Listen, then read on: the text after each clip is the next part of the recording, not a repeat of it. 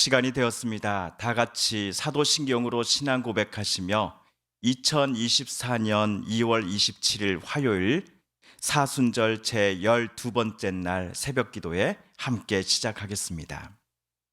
나는 전능하신 아버지 하나님 천지의 창조주를 믿습니다. 나는 그의 유일하신 아들 우리 주 예수 그리스도를 믿습니다. 그는 성령으로 잉태되어 동정녀 마리아에게서 나시고 본디오 빌라도에게 고난을 받아 십자가에 못 박혀 죽으시고 장사된 지 사흘 만에 죽은 자 가운데서 다시 살아나셨으며 하늘에 오르시어 전능하신 아버지 하나님 우편에 앉아 계시다가 거기로부터 살아있는 자와 죽은 자를 심판하러 오십니다. 나는 성령을 믿으며 거룩한 공교회와 성도의 교제와 죄를 용서받는 것과 몸의 부활과 영생을 믿습니다. 아멘. 오늘 우리 함께 읽을 기록된 하나님 말씀 신명기 제16장 13에서 17절까지의 말씀입니다. 사순절 제12번째 날 오늘 함께 읽을 말씀 구약의 말씀 신명기 제16장 13에서 17절까지의 말씀입니다. 구약 287쪽경에 있습니다. 너희 타작마당과 포도주 틀에 소출을 거두어 들인 후에 이레 동안 초막절을 지킬 것이요 절기를 지킬 때에는 너와 내 자녀와 노비와 내 성중에 거주하는 레위인과 객과 고아와 과부가 함께 즐거워하되 내 하나님 여호와께서 택하신 곳에서 너는 이레 동안 내 하나님 여호와 앞에서 절기를 지키고 내 하나님 여호와께서 내 모든 소출과 내 손으로 행한 모든 일에 복 주실 것이니 너는 온전히 즐거워할지니라.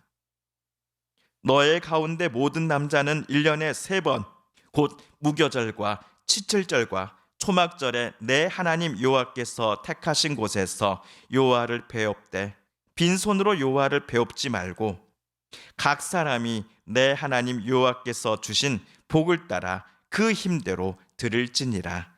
아멘.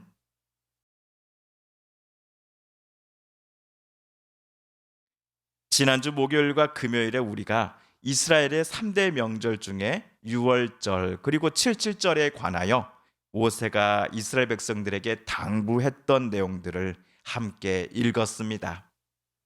모세는 제일 먼저 유월절을 말했습니다. 유월절은 이스라엘 백성들이 400년간의 종살이에서 하나님의 도우심으로 말미암아 해방되었음을 기억하고 기념하는 날입니다. 총 7일간의 명절 기간 중 6일 동안 이스라엘은 무교병을 먹어야 합니다.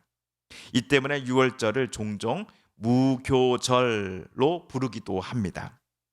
유월절은 유대 달력으로 아비월 제14일부터 7일간 지킵니다. 유월절은 양력으로 따지면 3월 말 또는 4월 초에 해당합니다.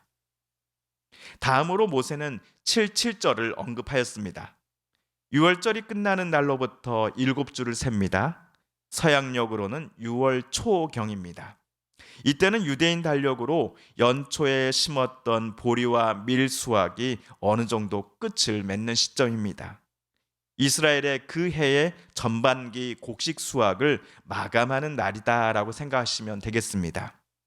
그렇다면 그 해에 하반기 곡식 수확일도 따로 있다라는 의미 아니겠습니까? 예, 오늘 우리가 살펴볼 이스라엘의 3대 명절 중 마지막인 초막절이 그렇습니다. 초막절에 대한 자세한 내용은 우리 잠시 뒤 살펴보도록 하겠습니다. 칠칠절은 이스라엘의 전반기 곡식 수확 감사절이다라고 앞에서 말씀드렸습니다. 씨앗을 뿌려 곡식을 키워 수확할 수 있는 땅을 허락해 주시고 때에 따른 비와 햇빛을 얻을 수 있게 된 것이 전적으로 하나님의 은혜임을 기억하고 하나님께 감사와 찬양의 제사를 이스라엘 백성들이 올려드리는 날이 바로 칠칠절입니다.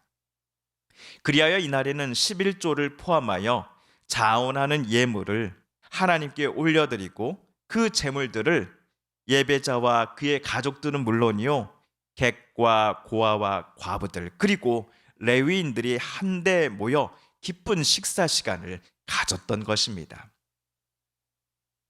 주석서에 따르면 77절은 애굽에서 막 탈출한 이스라엘 백성들이 시내산에 도착하여 모세를 통해 하나님께로부터 십계명을 받은 날이기도 합니다. 이스라엘은 하나님의 백성이 되고 하나님은 그들의 하나님이 되시기로 한 시내산 계약이 시작된 날이 바로 77절이기도 합니다. 그러므로 77절은 전반기 추수감사절일 뿐만 아니라 이집트의 노예로부터 해방되어 하나님의 백성이요 자녀가 된 것을 축하하는 날이기도 합니다. 이제 이스라엘의 3대 명절 중 마지막으로 남은 것은 초막절입니다. 성경 다른 곳에서는 장막절 또는 수장절이라고 부르기도 합니다. 우리 13절을 세번역 성경으로 함께 읽어볼까요? 시작. 당신들은 타작마당과 포도주 틀에서 소출을 거두어 드릴 때에 이레 동안 초막절을 지켜야 합니다. 이스라엘의 제2대 명절인 77절에는 보리와 밀의 수확이 끝이 납니다. 반면 제3대 명절인 초막절 또는 장막절에는 13절에서 우리가 보았듯이 포도가 수확이 됩니다. 또한 올리브 오일이라고 부르는 감람류, 무화과, 석류 등이 초막절을 지킬 때쯤 수확되는 것들입니다. 우리 한국 사람들은 양력 1월 1일 말고도 음력으로 설 명절을 지키는 것을 소중히 여깁니다. 마찬가지로 유대인들도 자신들만의 달력 체계에 따라 본인들만의 새해를 소중히 여기고 지킵니다. 유대인들에게 새해를 히브리어로 로시 하샤나라고 부릅니다. 로시 하샤나.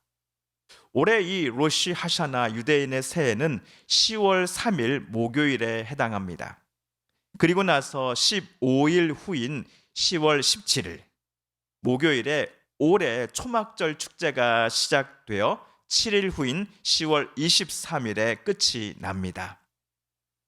이처럼 6월절, 77절 그리고 오늘 초막절까지 총 3절기는 이스라엘의 모든 남자들이 세계 어느 곳에 있든지 반드시 여호와께서 택하신 곳에 나와야 합니다.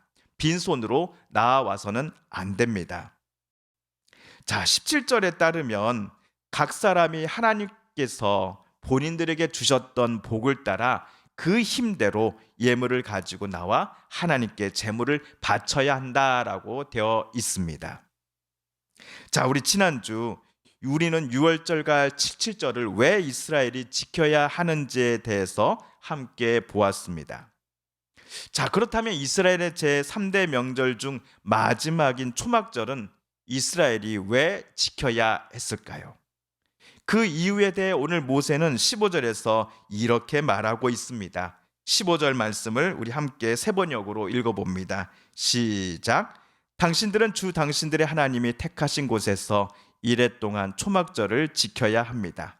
당신들은 주 당신들의 하나님이 당신들의 모든 소출과 당신들이 손을 댄 모든 일에 복을 주셨기 때문에 즐거워하는 것입니다.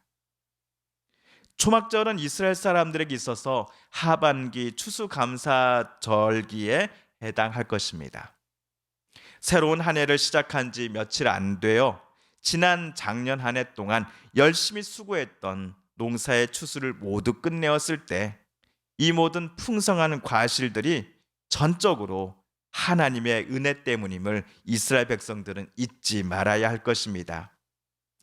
곡식을 재배하는 일뿐만 아니라 그들이 한 해 동안 수고했고 땀 흘렸던 모든 일들 속에 하나님께서 복을 주셨기에 그들이 지금의 성과를 거둘 수 있었음을 이스라엘은 기억해야 할 것입니다.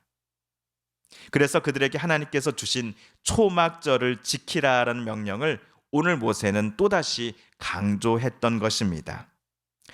77절 칠칠절 때처럼 오늘 초막절 축제 기간에도 예배자와 그의 가족들은 물론이고 그 집안의 종들과 고아와 과부 그리고 레위 사람들까지 한데 어울려 예배자가 추수의 그 감사의 감격과 기쁨을 으로 말미암아 하나님 앞에 바쳤던 제물들을 나누어 먹는 이 식사 시간을 갖게 될 것입니다.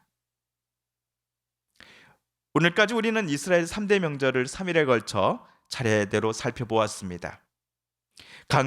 각 명절은 이스라엘에서 나오는 곡식들을 수확하는 축제와 어느 정도 연관이 있었습니다.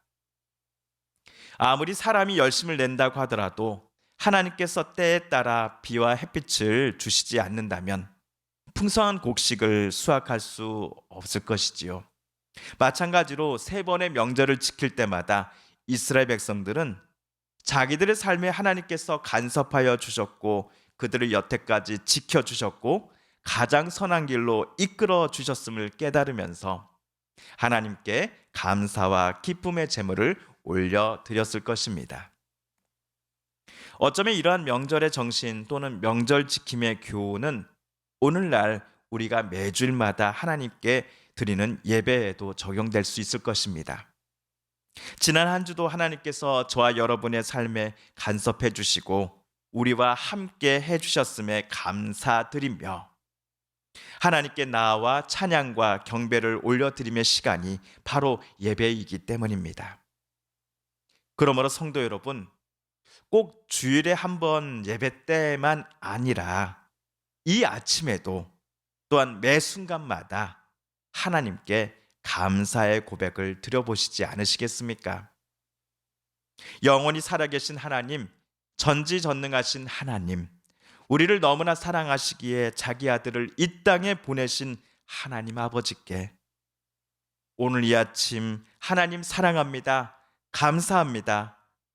오늘 또 나와 우리 사랑하는 이들의 삶을 아름답게 이끌어 주시고 모든 악으로부터 지켜 주소서라고 이 아침 우리 함께 하나님 앞에 기도드리시지 않으시겠습니까?